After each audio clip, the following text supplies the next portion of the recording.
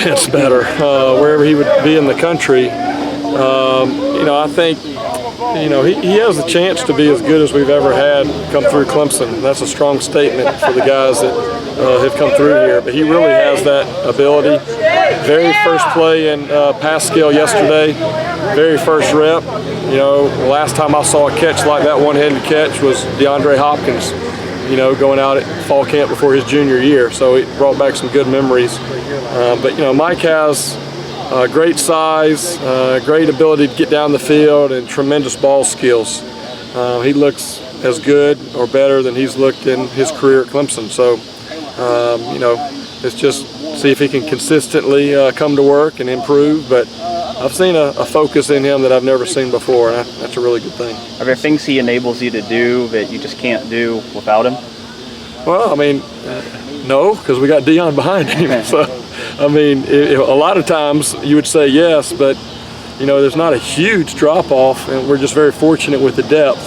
But obviously, he's going to create some mismatch problems in the boundary, with Deshaun and Wayne. The way that those guys can run the ball, the zone read stuff. They don't want to play two high safeties over there in the boundary. They want to have that extra safety, that extra hat in the box. But now you're giving up and you're putting Mike in a one-on-one situation. So that big target, it creates some matchup problems in the boundary. And to be honest, Deion creates the same issues. Seen from Overton so far? Yeah, I've been pleased with just kind of, right now it's a little bit hard to evaluate him, especially when we get in the team setting with all of the plays, formations, motions, all those things.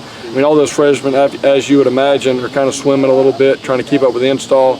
But the things that you can see are an individual, and when we're running routes versus the quarterbacks on air, and in one-on-one, you can see the ball skills. He's got good size. He's going to be a really a big kid before it's all over. But I've been pleased with what I've seen out of him so far. But he's still got a long way to go, as most freshmen do. But I'm very optimistic with what I've seen through the first 2 days. You lost a guy in Sharon Peak who was a physical downfield blocker. As talented as your wide receiver core is, which of those guys do you like in terms of their downfield blocking ability? Well, the one that needs to improve the most is Renfro.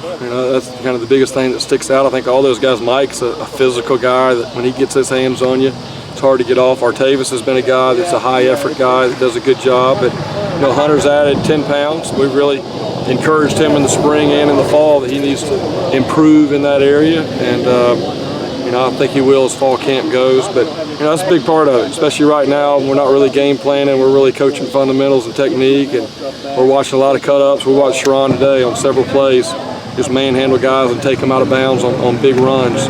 And it's important for those wideouts to get excited about those plays, just as excited as they would maybe on the deep balls. Artavis is a guy that doesn't command the attention that Mike and Deshaun and Wayne do, but is he undervalued for what he brings to this team? Well, I know he's obviously very valuable for us, and I can't remember the stat that I heard yesterday, maybe he's got a chance to be, this year, being maybe top 10 receptions in the history of the ACC, just in 3 years. So he's a very valuable weapon within our offense. He's got a lot of experience. He's been through a lot of battles, and he's another one that I think comes to work every day with that right focus, and that's what I find a little bit. Every year, obviously, coaches are excited this time of year because they're getting going, but you try to look for differences. This is going in my 9th season at Clemson, and the biggest thing I see is our leaders and our best players are our hardest workers, and they have great focus every day. It's just a maturity that you don't get maybe when you've had young freshmen that are having to come be the playmakers and they really don't understand. I feel like we're out here with guys that have been battle tested and more of kind of professional type players than what you'd expect in the college and the way that they approach each day, and that's what it's going to take. You talked about Overton earlier. What have you seen from Powell and Chase? Yeah, I've been pleased with all 3 of those guys. As a coach, that's probably what I'm most interested, because I kind of know about the other guys, and they obviously working to improve, but you don't know about the freshmen until you get them out there and kind of get your hands on them a little bit. I would say Chase, the biggest thing that I've seen out of him is his quickness. He's got really good feet. You know, he runs routes. You know, similar to Hunter Renfro, does a great job of playing low, being able to stick his foot in the ground and separate. And that's what I see out of TJ right now that has me most excited. He's going to have to get bigger and stronger and all that, and that'll come. But the thing I'm most excited about him is the way that he separates. And then, you know, Cornell, he's just a big guy. He's kind of ready-made physically.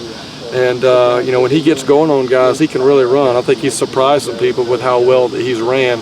The biggest thing for him is just figuring out the releases and being able to be quicker at the line. And I think the more confident he gets there, it's really going to open up his game. But, you know, we went back to the locker room kind of as coaches after day one like we do every year. And we're like, hey, we hit on all these guys. I mean, all these skill guys we're really excited about and feel like they're going to be great players for us in the future. With as much talent as there is in this receiver core, is Hunter a guy that's still being overlooked?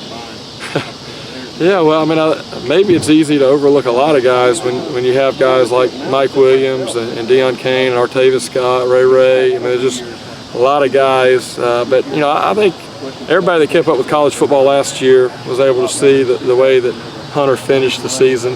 I don't think he's going to surprise anybody. I think, you know, in the early to middle part of the season last year, he surprised a lot of guys. I think he probably set the record for the most pass interference called against him than anybody because he got down the field so quick and those guys didn't want to let him score a touchdown. So I think with the film that's out there, he's not going to be overlooked when we start playing guys. But, you know, I like it when we got enough guys that, you know, it's hard to kind of pinpoint just one or two guys. Coach, Dabo talked for a few minutes about Twitter yesterday. What are your thoughts on the new Twitter recruiting rule? Yeah, you know, I mean, things are always changing. I mean, I got up early that night. I did not stay up till midnight to do it. I got up early the next morning and retweeted a few. I mean, to be honest, I think it's going to be just like texting where a lot of people make it a big deal. You know, if you probably go look tomorrow how many coaches are retweeting kids, the numbers probably aren't real high. You know, but I think the players probably enjoy it more than the coaches. You know, the things that the coaches may dread is the day that, you know, the recruit says, I don't feel like I'm getting enough love from y'all because this school gave me 28 retweets last week and I only got 6 from you. And so, you know, that's an interesting aspect to it. But, you know, however the rules change, we want to be sure to take advantage of that. Coach Sweeney kind of lets us handle that and have fun with that. He's kind of a Twitter quitter, and but he's proud of it. I do think it's interesting that, you know, I believe we won one of the top awards from Twitter for maybe one of the top sports team in the country, regardless of college, pros, and high schools. And our head coach doesn't have a Twitter, so I think that's pretty interesting. But, you know, our guys do a great job in the recruiting department. Thad Turnipseed, Jordan Sorrows, all the workers back there. You know, they're doing a great job of getting our brand out there. And, you know, with the new rules, we'll kind of figure out and adjust how we need to be sure that we're doing everything we need to do to stay on top. As active as